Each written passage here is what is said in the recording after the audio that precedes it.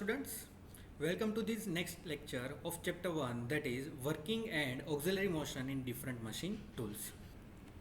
In any of the machine tools, to understand that, as we have know, first one that is the working and the second one that is the auxiliary motions are available in the machine tools.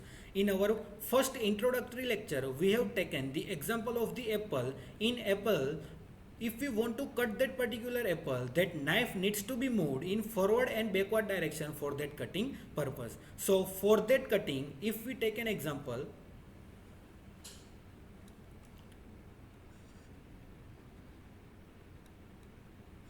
if we want to cut this apple, then two movements are required. First one, that is the forward and backward movement of this particular knife, and to cut it up to the end, the another movement required, that is the downward movement. So there are two movements are required from which the first one, that is the forward and backward movement, that is the primary motion, that is the working motion without which cutting is not possible. And the second auxiliary movement, that is the downward movement with which entire component or entire apple can be cut very easily. So that is how this first movement is called as the working movement, and the bottom movement or the downward movement, it is called as the auxiliary motion in this simple example. So similarly, in all these different types of the machine tools, there are different variations of machines are available in which different movements are necessary, and these different movements are given by using different mechanisms. So if we summarize further, the motion of machine tool is classified as, first one is primary cutting motion, and second one, that is the feed motion. And the primary cutting motion is further classified as, first one, that is the reciprocating motion, and the second one, that is the rotary motion.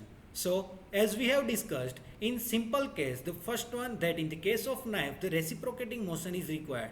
There are different machineries are also available in which the rotary movement is necessary, or it is the primary motion to carry out particular operation. So there are main two different variations. First one, the primary motions are of two types. First one is the reciprocating type, and the second one, that is the rotary type. And the second, reciprocating or the main feed motion, that is our auxiliary movement, and this auxiliary movement is required further to cut the component up to certain depth. So these are main two different variations. It may be a primary or it may be an auxiliary movement that are considered for machining purposes. So as we have discussed up to now in this lecture, first we have discussed about the main major parameter, that is what is the manufacturing, what are the different types of manufacturing processes. Then second, we have discussed about classification of the machine tools, that means how that machine tools are classified. And the third one, that are the different motions available in any of the machine tools. It might be a primary motion or it might be an auxiliary motion. So there are different machineries are available, and for that different machineries, that primary and auxiliary motions, and which are that particular motions and how that motions are given, that we will discuss. Important machine, that is the lathe machine. In the lathe machine, you can see that the first component, the shown over here, it is the cylindrical component which is indicated as the workpiece. And in the case of workpiece, tool is fed maybe in perpendicular direction or maybe in the longitudinal direction. So the tool movement, that is maybe towards the center of the workpiece, or it may be along the length of the workpiece. So these are the two movements that are required for the tool. But now if we say which is the most important movement for cutting purpose, if we are just feeding tool over here, if we just feed tool but this workpiece is not rotating, then there are chances of cutting this workpiece?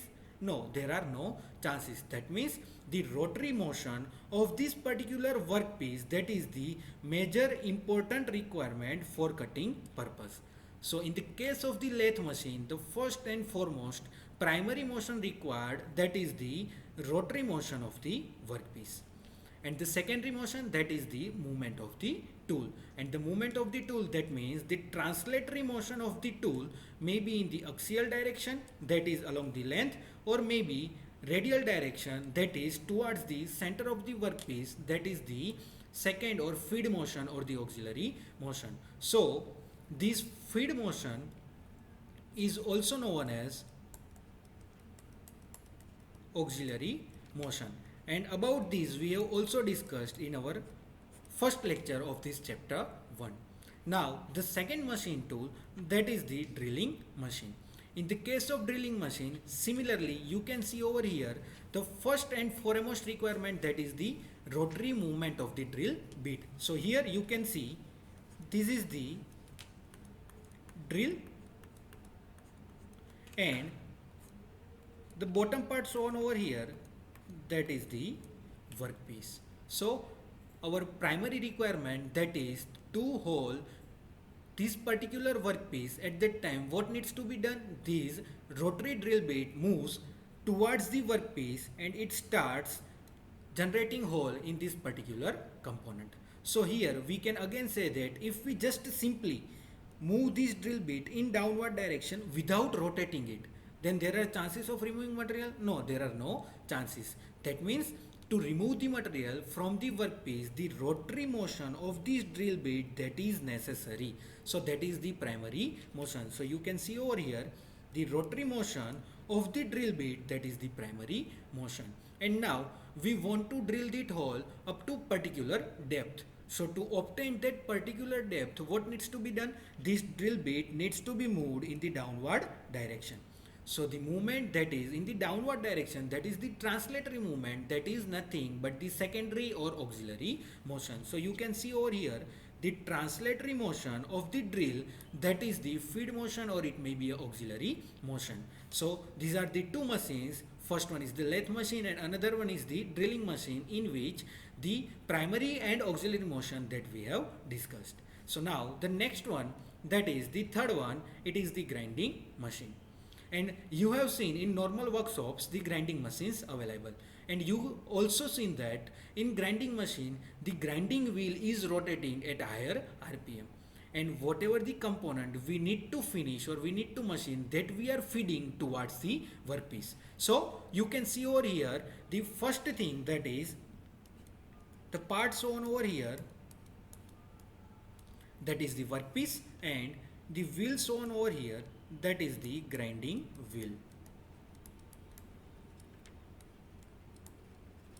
So this grinding wheel rotates at its particular exact position, and when it is rotating on its surface, certain abrasive particles are available which helps for the finishing purpose. So if we say simply again, this grinding wheel just stationary about this particular point, and when we feed this workpiece towards the grinding wheel, and if it is not rotating, there are chances of finishing or machining this workpiece? No, there are no chances. Means for finishing purpose or for machining purpose, this grinding wheel needs to be rotated about its axis. So that is the primary motion. So here you can see that the rotary motion of the grinding wheel, that is the primary motion. And again the workpiece, this can be moved in longitudinal direction or it can be moved towards the grinding wheel, also depends on requirement. That means the translatory movement of this particular workpiece, that is the auxiliary motion. But in many of the cases there are also chances that this workpiece is also rotating. So based on requirement, if it is also rotating, at that time the rotary motion of the workpiece, that may be also auxiliary motion. Again I am saying that the feed motion is also known as the auxiliary motion.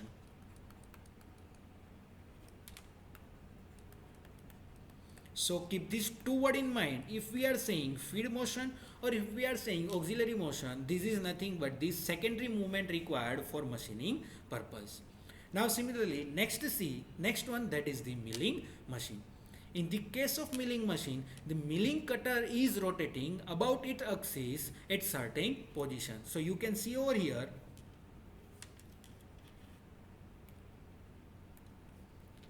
this is the milling cutter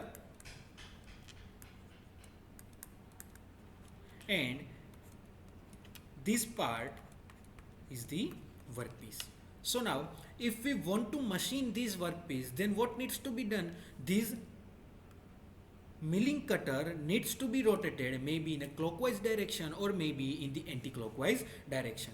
So that is nothing but the primary requirement for cutting purpose. So again, now you can understand easily the rotary motion of the cutter, that is the primary and foremost requirement for cutting purpose. And similarly, you can see that this workpiece needs to be moved maybe towards the milling cutter or maybe away from the milling cutter based on the requirement. So that is nothing but the translatory motion of the workpiece. So this is translatory motion of workpiece, that is nothing but the secondary or auxiliary motion requirement in this case of this milling machine.